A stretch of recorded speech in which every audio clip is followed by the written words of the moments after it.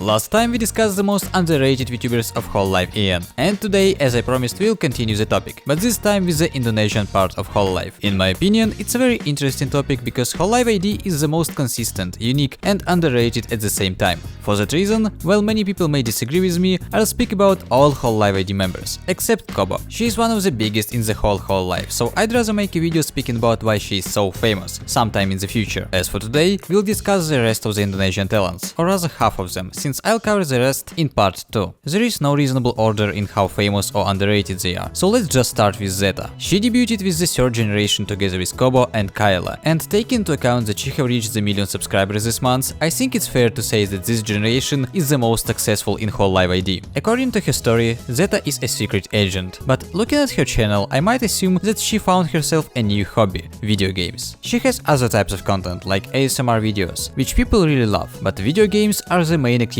on her channel, and she is probably one of the VTubers with the biggest focus on them. Her voice is beautiful and I love her music, but most of her covers were made 2-3 years ago, and overall she doesn't seem to focus on them that much, especially nowadays. But let's go back to her debut first. In my opinion, it was very solid and targeted a vast audience. The design of her model is not the most unique when it comes to Hololive ID, but I really love it, mainly for the color palette and a neat look. Plus, she mixes many languages. On her debut she could already speak fluent English and Indonesian, but she also had some knowledge of Korean and Japanese. I cannot rank her knowledge of Japanese back then, since I don't speak that language, but she improved it to the point that these days she can communicate with Japanese members, expressing herself more or less freely and keeping the conversation. I don't know if knowing Indonesian makes it easier, but even if it does, it's still a very good result that requires some effort. You can say that about many VTubers, but for such streamers as Zeta, personality and communication are the main reasons to watch her. And while knowing many languages helps to gain subscribers, it also has some negative effects. Zeta plays many games, some of which could be quite niche, and if you come on her stream and she speaks a language that you don't understand, it might be a problem for many people. I don't really think it happens that often, but at the same time, it's easy to notice that although many people love Zeta, most of them are joining her at some special events and collabs, while only the most dedicated fans watch her consistently. So, while I still understand how it works from point of view, I still believe that many people are missing out. Zeta has a very good balance of cuteness, a bit of silliness, and if you are watching her for gameplay, you will also have a good time. There might be other reasons why people forget about Zeta, one of which once more her choice of games. After all, we are speaking about views on YouTube, and this platform may simply not recommend Zeta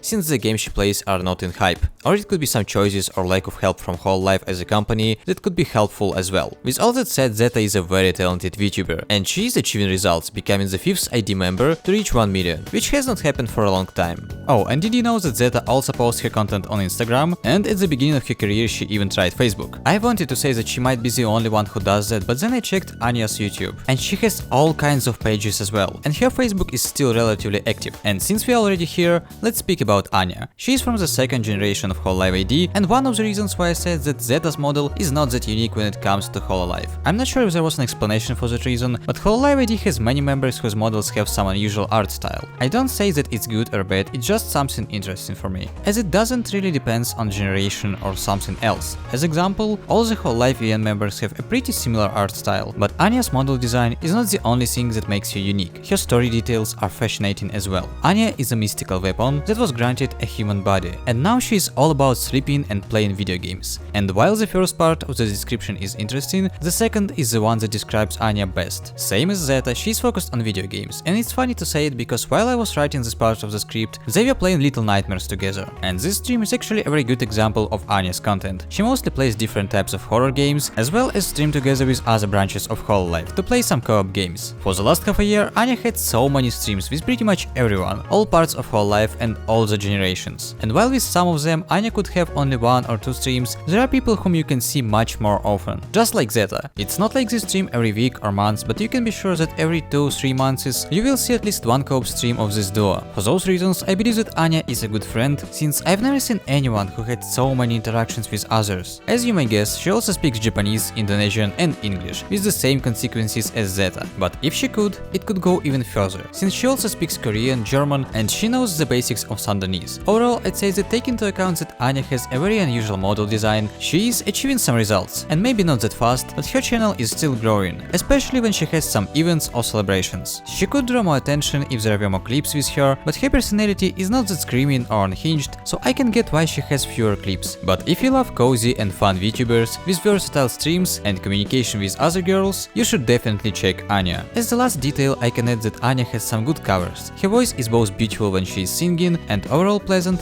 during her streams. She even posted a cover together with Mumi a few months after her graduation, and if you look at the dates, you can see that it was Mumi's birthday, which is a very cute and sad thing at the same time. Anya and Zeta had a lot in common, so now let's take a look at someone a bit different and discuss a zombie. Before I get dozens of comments that Ollie is not underrated, I'll say yes, she has a big audience, but still, the gap between her and Koba is very big. So while it may be a bit too much to say that she is underrated, I still believe that she could be even more famous than she is right now, so I still want to speak about her. Her design is very colorful, and while it might be less experimental in terms of art style, I see nothing bad in it. And also, the idea of a zombie VTuber is quite interesting. It looks and feels very different from the rest of Hololive and makes her very recognizable. There were times when I thought that she was from a Zombieland anime. Maybe the style looks similar or the fact that she is a zombie was enough, but even back then, I could easily remember her design and recognize her, which is a very good point when it comes to design. Apart from recognizable design, Ollie's personality is very distinguished as well. You can find many clips with her, mainly due to her sense of humor and interactions with other girls. You can hear the most unexpected things from her or see them on Twitter, since Ollie doesn't mind telling her honest opinion to people who post AI content. So if you just know her from clips, you will see an energetic person who loves to have fun, and maybe switch to Indonesian before giving some honest and straightforward replies. But although her answers may seem a bit toxic, Ollie's audience really loves her, and she has friendly relations with many girls in Hololive and streams with Holostars. And when it comes to her content and reasons for her popularity, I feel that it might be something close to Elizabeth Rose. I know they are very different, but they both have a little bit of everything when it comes to content. She has many gaming streams, but it's not her main focus, and rather a part of it. Ollie often has free talk streams and karaoke. I must say her voice is very strong and beautiful, which makes Ollie quite famous when it comes to concerts and covers. Most of her original songs are very catchy, bright and colorful, her karaoke streams are very cozy and cute, and concerts are just amazing, both with singing and dancing.